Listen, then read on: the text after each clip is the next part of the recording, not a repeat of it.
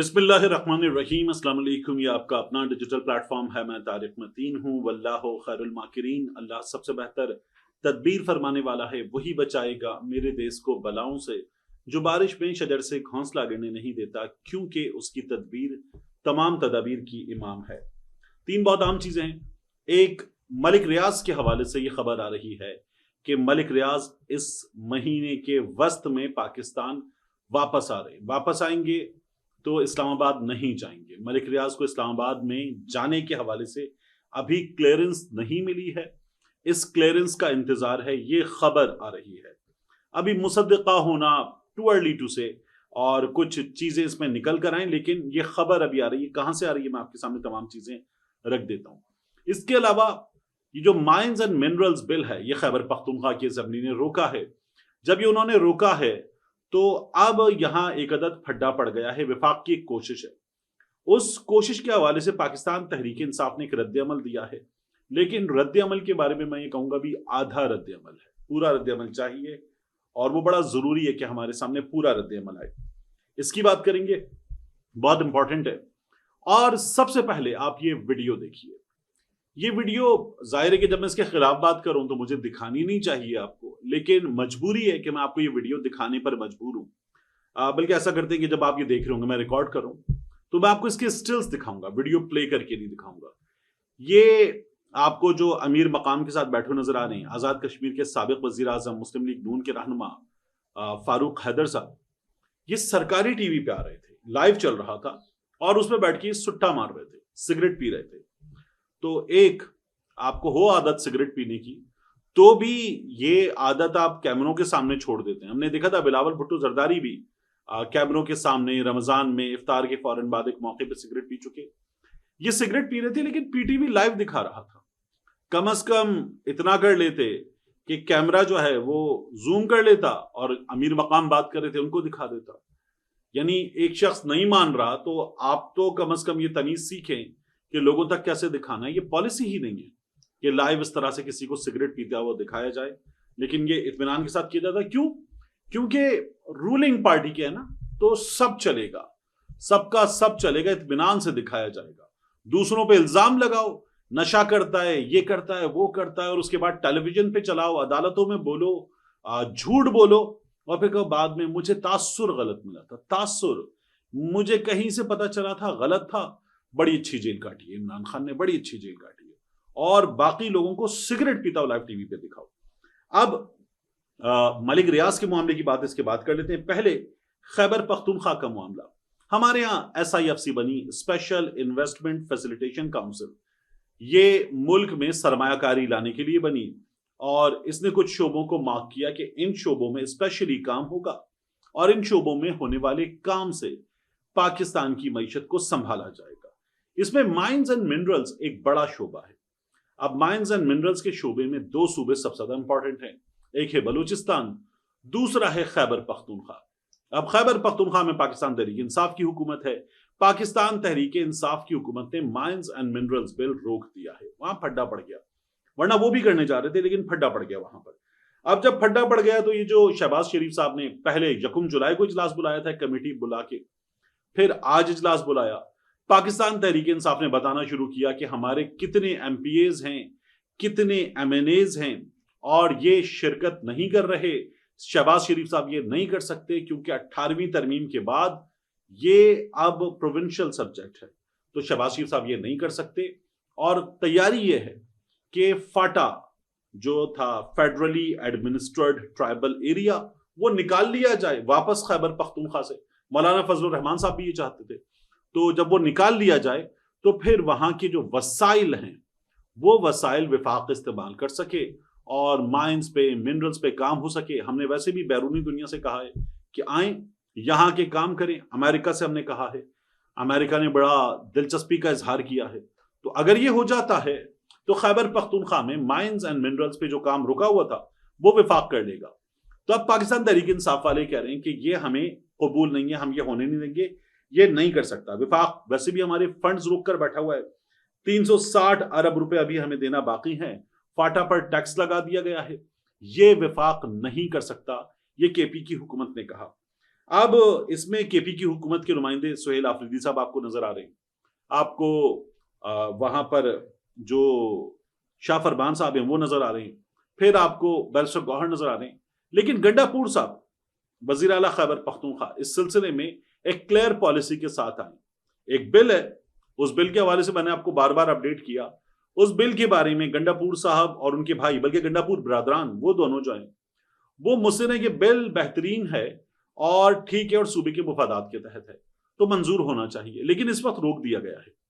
یہ جو بل رکا ہوا ہے، یہ بل منظور اگر نہیں ہوتا تو وفاق کے منصوبے رک جائیں گے. تو وفاق یہاں یہ کرنے کی کوشش کر رہا ہے مبینہ طور پر کہ فاٹا نکال لیا جائے علاقے واپس وفاق کے ہاتھ میں، تو یہ ہو جائے گا. کے پی والے کہہ رہے ہیں کہ یہ نہیں کیا جا سکتا، اور اگر یہ آپ کریں گے تو اس سے بدامنی کے مسائل پیدا ہوں گے، اس سے پرابلمز پیدا ہوں گے، یہ نہیں کیا جا سکتا.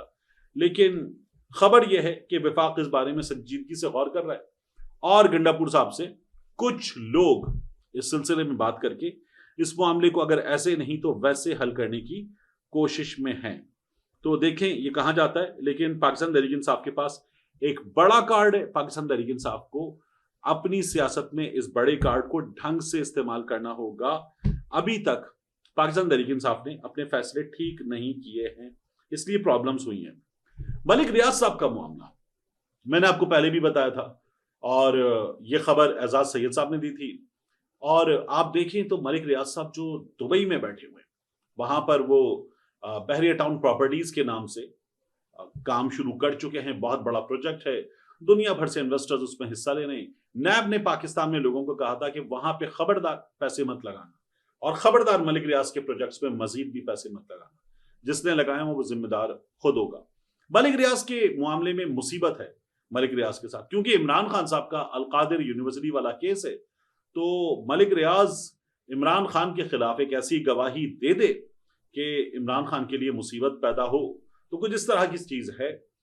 اب میں نے آپ سے کہا تھا ایک جرنیل کے بیٹے عبداللہ گل صاحب، حمید گل صاحب مرحوم کے بیٹے، انہوں نے خبر دی اپنے ٹویٹر پہ، اور وہ خبر جہاں سے ان کے پاس آتی ہے اس کو پھر وہ اسی طرح سے ٹویٹر پہ پیسٹ کرتے ہیں. انہوں نے کہا چیئرمین بحریہ ٹاؤن ملک ریاض حسین، سابق ایم پی اے اور ڈائریکٹر لینڈ حاجی امجد محمود چودھری اور کنٹری ہیڈ محمد شاہد قریشی کے حکومت پاکستان سے معاملات طے پا گئے. حکومت پاکستان سے معاملات طے پا گئے. تو ملک ریاض صاحب باہر رہنے پر مجبور ہیں. نیب ان کے خلاف کارروائیاں کر رہا ہے. نیب نے ملک ریاض کے پروجیکٹس میں کراچی میں، راولپنڈی میں کئی جگہوں پر کارروائی کی، چھاپے مارے، توڑ پھوڑ کی، چیزیں اٹھا پٹک کی. ملک ریاض صاحب ہر بار آ گئے اور آ کر کہا کہ میرے ساتھ زیادتی کی جا رہی ہے، میں نے اس ملک میں اتنی خدمت کی ہے، اتنا کاروبار کیا ہے اور اتنا اس ملک کے لوگوں کو دیا، یہ میرے ساتھ کیا کیا جا رہا ہے. آپ جو کرنے میں جھوٹی گواہی نہیں دوں گا. جب ملک ریاض نے کہا جھوٹی گواہی نہیں دوں گا تو لوگوں نے کہا پھر ٹھیک ہے، القادر بھی چل رہا ہے، زمین ملک ریاض نے دی ہے، ملک ریاض کہہ رہا ہے جھوٹی گواہی نہیں دوں گا، عمران خان کے معاملات ہیں، تو یہ عمران خان پہ پریشر کا معاملہ ہے. اب اگر ہمارے سامنے خبر یہ آ رہی ہے کہ ملک ریاض کے معاملات طے پا گئے ہیں، تو کیا اب ملک ریاض گواہی دیں گے یا نہیں دیں گے؟ یہ سوال بہت بڑا ہو گیا ہے. کیا ملک ریاض کے معاملات طے پا گئے ہیں؟ یہ اس سے زیادہ بڑا سوال ہے. لیکن عبداللہ گل صاحب یہ دعویٰ کر رہے ہیں کہ 15 جولائی کو ملک ریاض کراچی پہنچ جائیں گے. 15 جولائی کو، ابھی 15 جولائی میں کیا رہ گیا، صرف 7-8 دن. تو ملک ریاض صاحب کراچی پہنچیں گے، پھر ملک ریاض صاحب کراچی میں سٹے کریں گے. کہاں کریں گے سٹے؟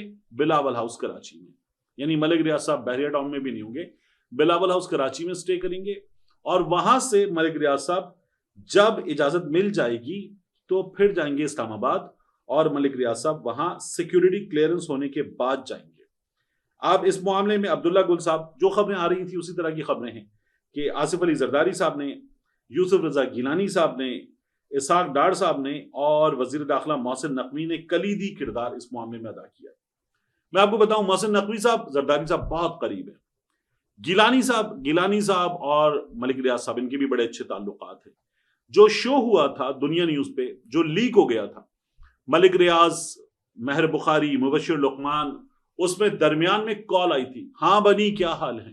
فون کال ملک ریاض نے پکڑائی، اور پکڑا کے اٹھانے کے بعد ملک ریاض کو فون پکڑا دیا اور ملک ریاض نے کہا تھا ہاں بنی کیا حال ہے.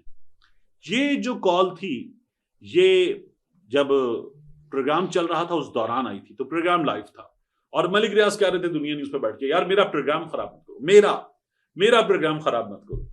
تو ملک ریاض پاکستان کے چینلز کو، پاکستان میں بڑی بڑی شخصیات کو مالی فائدہ دیتے ہیں، تو اس لیے ملک ریاض کا پروگرام تھا. ملک ریاض پاکستان کے 2 چینلز کو ٹھیک ٹھاک طریقے سے فنڈ کرتے ہیں، اشتہارات تو سب کو دیتے ہیں لیکن 2 چینلز کو ٹھیک ٹھاک طریقے سے مبینہ طور پر ملک ریاض صاحب فنڈ بھی کرتے ہیں.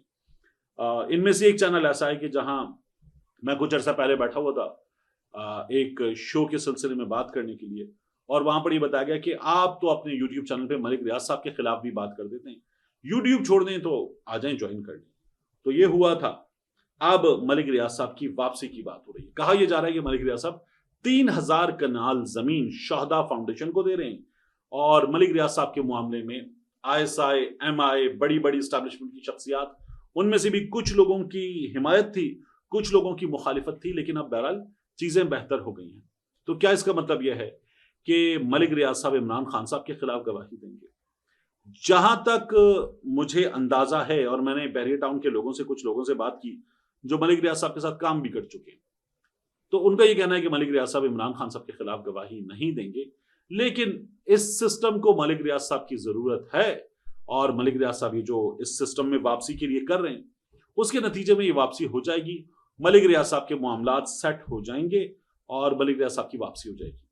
انہی تمام چیزوں کی بنیاد پہ کچھ لوگ پھر آگے جا کر کہتے ہیں کہ عمران خان صاحب کے معاملات بھی 4-4.5 مہینے میں میکس ٹھیک ہو جائیں گے اور چیزیں پاکستان میں بہتر ہوں گی. لیکن آن the other hand Pakistan Tehreek Insaf مزاحمت کی تحریک کی تیاری کر رہی ہے. ویسے وہ مہینوں سے کر رہے ہیں. پہلے تھا نا اس کے بعد چلائیں گے، اس کے بعد چلائیں گے، اس کے بعد تحریک چلائیں گے، پھر ہوتے ہوتے ہوا رمضان کے بعد، عید کے بعد، پھر اس کے بعد، پھر محرم کے بعد، بقرعید کے بعد، اب محرم کے بعد، پھر عاشورہ کے بعد. اب یہ کس کے بعد تحریک چلائیں گے مجھے نہیں پتا، لیکن پاکستان تحریک انصاف سے تحریک چلی نہیں ہے. یہ تحریک چلانے کی بات کر رہے ہیں مگر تحریک ان سے چلی نہیں ہے. ہاں یہ ٹیلی ویژن پہ آ کے دعویٰ کرتے ہیں تحریک جب چلے گی اتنی بھرپور چلے گی کہ تحریک شروع بھی نہیں ہوگی، لوگ نکلیں گے بھی نہیں، رستے میں ہوں گے، تمام باتیں مان لی جائیں گی. یہ ان لوگوں کے دعوے ہیں. ان پہ گولیاں چل چکی. انہیں اب سنجیدگی سے سوچنا چاہیے کہ ان کی بات مان لی جائے گی، ایسا کچھ نہیں ہونے جا رہا. ملک ریاض جو ٹویٹر پہ اتنے بڑے بڑے دعوے کر رہا تھا وہ اپنے معاملات سیدھے کر گیا ہے. پاکستان تحریک انصاف کے کچھ لوگ کہتے ہیں کہ عمران خان کو جیل میں وقتاً فوقتاً ملنے والوں نے یہ بتایا ہے کہ خان صاحب جیل کے باہر انقلاب آ کر بیٹھا ہوا ہے، کسی بھی وقت دھکا دے کر دیواریں گرا دے گا. یہ پاکستان تحریک انصاف کے کچھ لوگ کہتے ہیں کہ عمران خان کو اندر جا کر ایسے بتایا جاتا ہے. عمران خان کو سچویشن ٹھیک نہیں بتائی جا رہی. میں نے کہا اس کا کیا مطلب ہے کہ کیا عمران خان کے لیے لوگ نہیں نکلتے؟ گولی چلی تھی، لوگ مرے تھے. تو ان کا یہ کہنا ہے کہ ہاں بالکل ٹھیک ہے، لیکن جتنی بڑی تعداد میں لوگوں کا باہر نکلنا ضروری ہے اتنی بڑی تعداد میں لوگ باہر نہیں نکلتے. اور عمران خان صاحب کو بھی باہر کی صحیح سچویشن نہیں بتائی جا رہی. میں نے کہا اس کا مطلب یہ کہ عمران خان صاحب اس لیے جیل میں بیٹھے ہیں کہ انہیں باہر کی سچویشن غلط بتائی جا رہی. تو پھر جنہوں نے مجھے یہ بتایا انہوں نے کہا نہیں عمران خان تو اس لیے بیٹھے ہیں کہ وہ اپنے موقف پہ ڈٹے ہوئے. تو میں نے کہا آپ لوگ کلیئرٹی پیدا کریں. یہی تمام باتیں اگر آپ لوگ اپنے ورکرز سے کرتے تو ورکر کا مورال اور اس کی سمجھ بوجھ کسی لیڈر جتنی نہیں ہوتی، وہ کہاں جائے گا. ملتے ہیں انشاءاللہ آپ سے اگلی ویڈیو میں.